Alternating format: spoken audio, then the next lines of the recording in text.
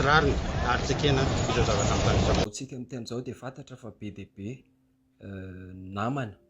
namanay izay niara-tolona taminay moa zany nanomboka tamin'ny taona 2025 ka hatramin'iny etsikiny dia voasambotra anankitelo ny voasambotra omaly ariva fotsiny. Izay ny information tena hoe exact moa zany. Mahakasika ny Herzog manokana, Herzog no omaly ariva izy nanomboka tsy tratrantso intsony ho anay namany zany izay niantso anazy dia tsy tratrantso dia mieritreritra zay hoe miafina ohatry ny ankizy rehetrarehetra ihany hoe miafina satria samby nafantatra niny zavatra niseho tamin'ny sabotsy iny zay hoe nanomboka nisy nanaraka. Nomaly ariva ihany koa i Miora tsy tratrantso ny voany tao an-trano dia nanao fitafiana toy ny andeha hivavaka izy ary ny vadiny no nifampiresaka mivantana tamiko maly alina hoe soniona reo sy Miora androany dia tsy miona aho zay fa nilaza izy fa hoe hivavaka dia izay mihitsy ozy izy nanao fitafiana andeha hivavaka izy niala teto androany ary izy rehefa mivavaka dia isaky ny ariva foana fivavahana amin'ny ariva no vonjeny. Tsy fanao nefa izy zao satria amin'izao oro zao izy mbola tsy tonga ato an-trano nanontany amin'ny hoe fa firy ny tena vodiny rehefa mandeha mivavaka dia hoe 18 heures eo izy tokony efa mody nefa zao efa 20h30 mbola dia fampiresaka teo foana zay dia niandriandry tonga ny tany amin'ny tamin'ny sivy tany mbola tsy nisy dia niteny taminazy hoe aleo fa ho resako ny ekipa dia hita eo hoe inona ny tokony atao inona ny fipetra tokony ho raisintsika satria ny telefona ny maty ary tena nanizingizina moa zany idina vadiny Miora hoe tsy fanao ny Miora zao raha misy mahazo anazy eny an-dalana dia miantso foana izy ary mahita moyen foana anatsony dia nifampiresaka izay hoe andao publiana ilay izy dia nanomboka ny publication teto amin'ny Facebook ngamba ny 15 minutes teo raha ela indrindra dia niantso an'ny dina indray i Miora nandeha tampoka zany ilay telefona io niantso an'ny dina izy nandefa consigne tamin'ny dina hoe asivajanona ilay ankizy reo publication be dia be reo fa zaho tia bypassy amin'izao dia alaivo aty bypassy ahako dia manaovy ianao publication ao amin'ny page satria ny dina ihany no admin amin'ny page ny Miora ny entité amin'ny Miora zany dia nanao publication ry zareo hoe hity efa any Miora ary tsisy resaka ambadika tsisy resaka politika dia nandeha hivadiny Miora zany nandeha hidina io miala tao an-trano dia ho any bypassy zay ekipa efa niomakomana ihany hoe tena tsy tokony avela andeha rery ao anatin'le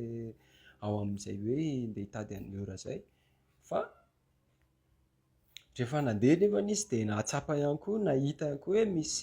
misy manaraka dia rehefa tonga teny Ankadimbahoaka izy dia nijanona dia niantso anay hoe misy manaraka zary zalahy dia tamin'io fotoana io navery an'ilay moto nisy nahaka teo koa ilay moto dia niteny anay izy hoe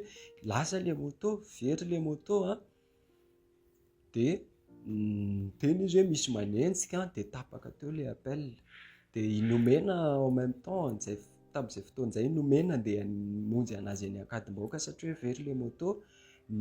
rehefa niala teo any an-tranony ihany koa nomena no niteny taminay hoe misy manaraka koa zahato dia misy manenjika dia tapitra teo dia samy tsisy tratrantso daholo nefa nisy telo avy eo na i Miora na i Dina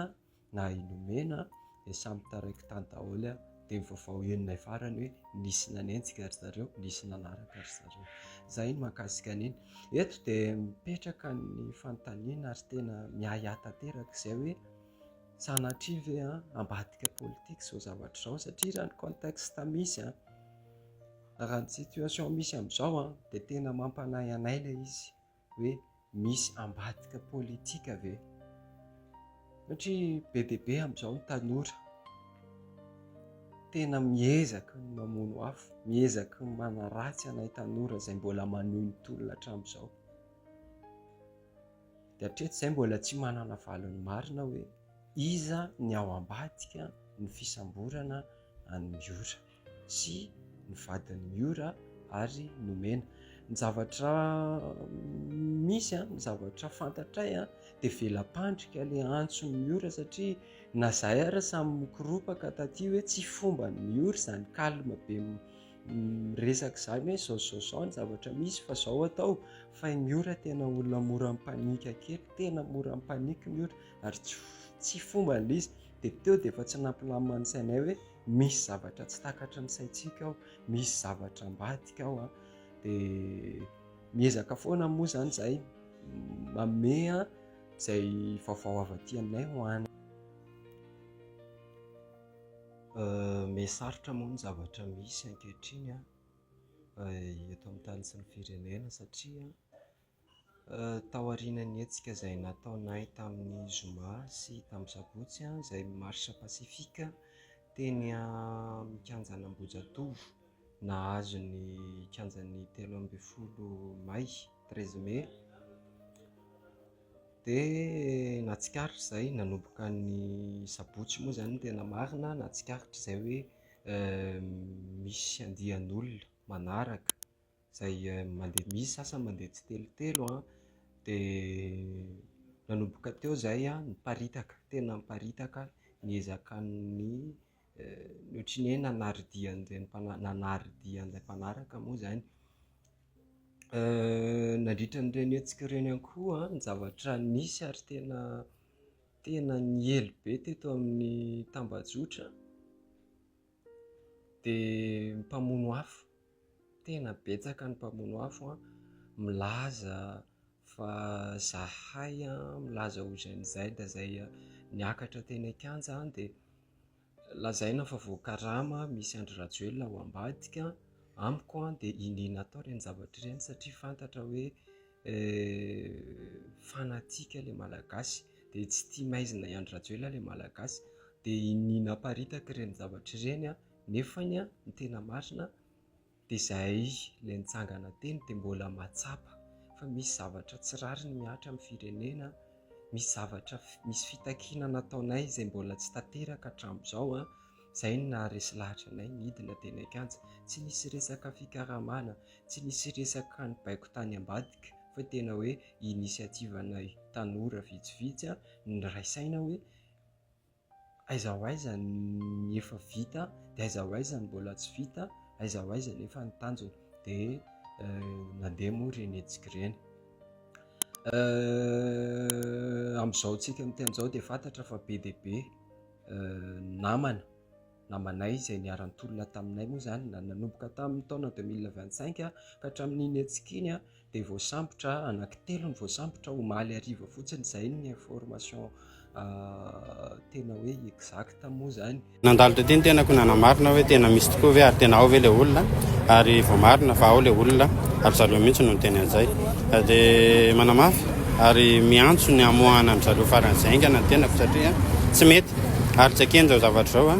ilay fomba fanaony teo aloha ihany no averin'ny ankehitriny hoe rehefa manohitohana anazy tsy mitovy amin'ny heviny dia lazainy fa tady hanonga-panjakana ary enjehany amin'ilay antsoina hoe atteinte la sûreté de l'État. Tsy ekeny zany zavatra zany ary tsy mety zany ary mbola antanteraka ihany koa ankehitriny fa ireo olon'ireo dia olona niaraka ny tolona ary tena niaraka amintsika hatrany am-boalohany ireo, manana fahadiova-po ireo, tia tanindrazana ireo, ko maninona ny samborina fotsiny sala amin'izany ireo olon'ireo. Tsy ekentsika zany zavatra zany ary tena tsy manaiky an'izany tsika ary ijoroantsika hatramin'ny farany zany avoay tao ireo fa tsy mety zao ataonareo zao, mbola tsy nandingana raik'olo ny taona dia efa indro ianareo mamerina ny fomba fanaony teo aloha, fomba fanao ratsy dia indro averinareo aza adino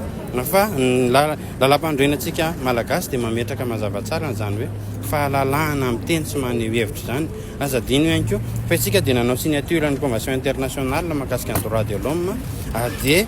ampiharina ny zavatra zany fa tsy ataontsika hoe rehefa tonga ny fotoana